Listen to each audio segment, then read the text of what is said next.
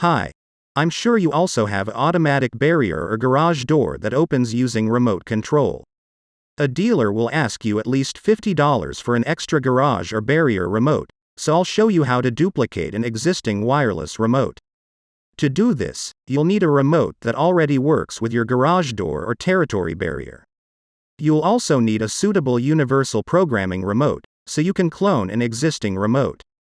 Before ordering an extra remote, look at the model of the existing remote to see what frequency the existing remote operates on. There are usually two standards, in Europe 433 MHz and 868 MHz, and in the USA it will be 315 MHz and 915 MHz. As you can see, my remote uses the 868 MHz band. This means that I have to order a remote that is designed for this frequency band. Otherwise you won't be able to copy the remote control. The links to the universal programming remotes are in the video description. Once you have received your new remote, everything is very simple. Follow the instructions and copy the existing remote to the new one.